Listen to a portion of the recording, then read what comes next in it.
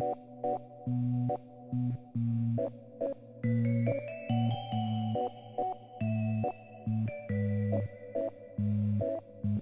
Gareth A. Davies, and for the last 3 decades, this is the world that I've inhabited, boxing and mixed martial arts.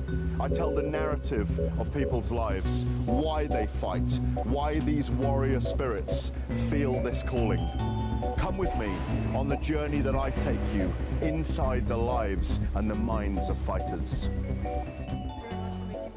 You're very welcome. I do lots of interviews like this, and when I heard you travelled all the way from America for this event, it's the least I can do.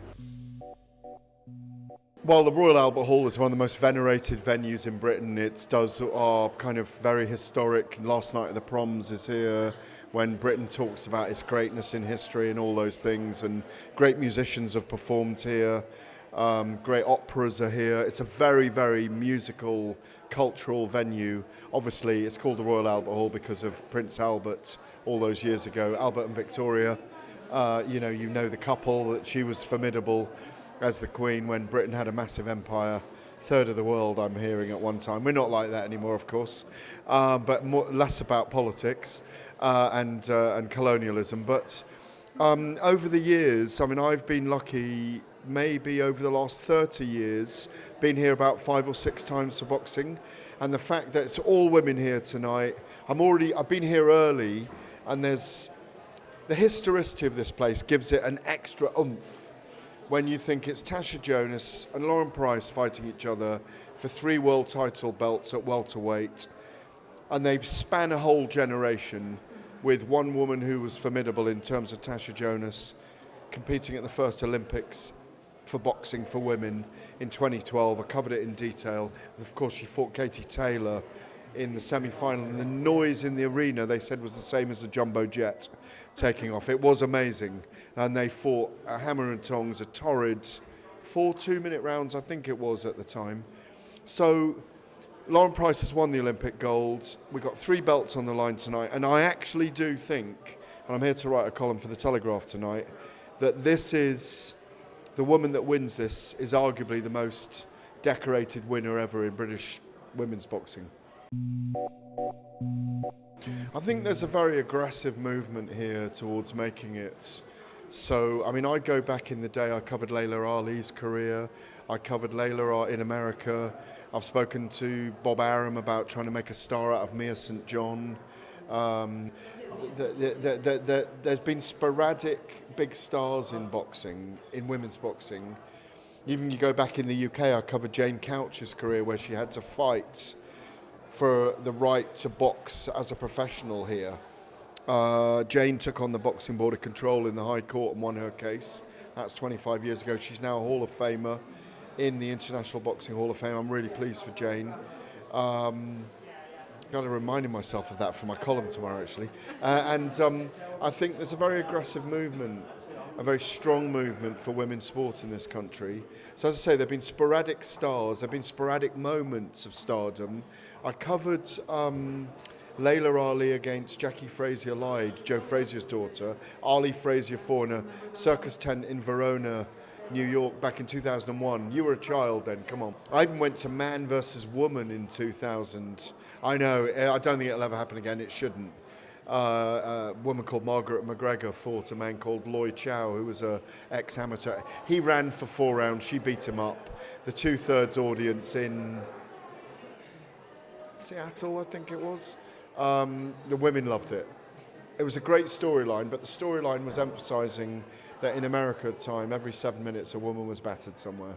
And so, but it was a very strong movement. And to get back to the UK, I think the Olympics being here and it being the first women's event in 2012 made it very powerful. Nicola Adams won gold, Savannah Marshall was a standout, Natasha Jonas won bronze, I think Katie Taylor won the gold here, Claressa Shields won the gold.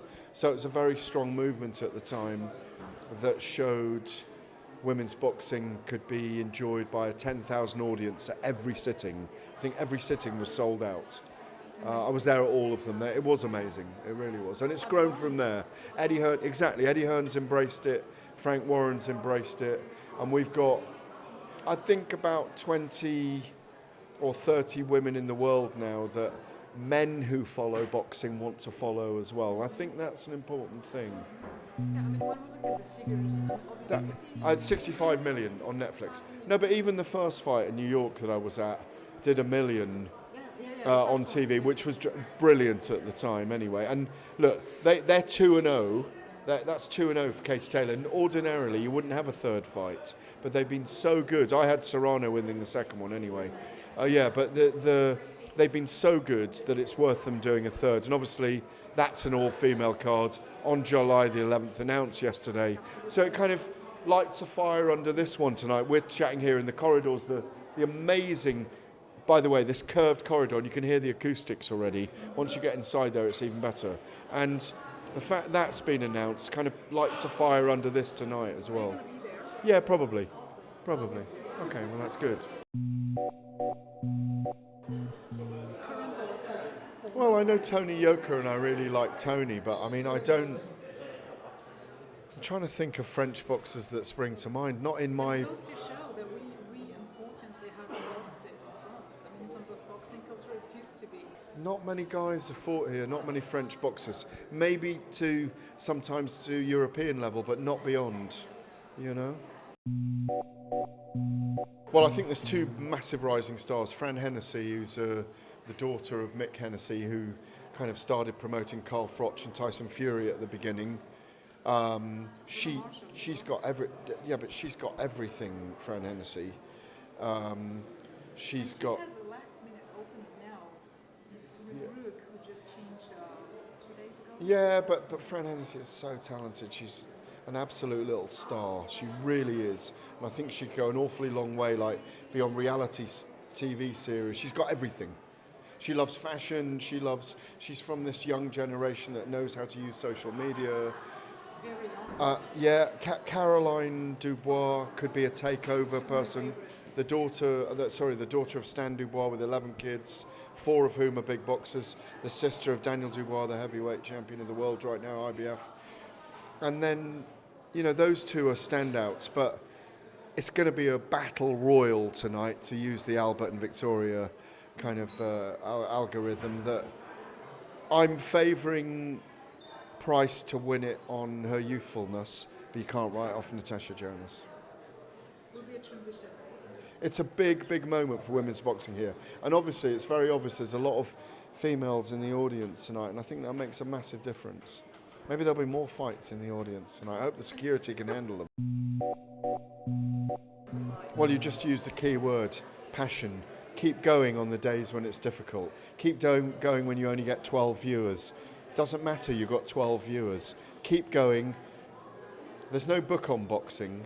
You have to do it over a period of time. It's about consistency and consistency over a long period of time. Women's boxing's going to grow. Don't just do women's boxing though. Do men's boxing as well. It's just as important as the women's boxing. And like I said to you at the beginning, the key is that men get interested in women's boxing. And I think that's the mistake that's made sometimes. Let's make it interesting for everyone, That's why everyone loves Katie Taylor and Amanda Serrano, because it's such a great fight. Matchups are really important. And I think, like I said to you, there's 20 or 30 identifiable women in the world who I think are stars and draw all the eyes. But we need to develop more depth and breadth in the women's sport. You're welcome.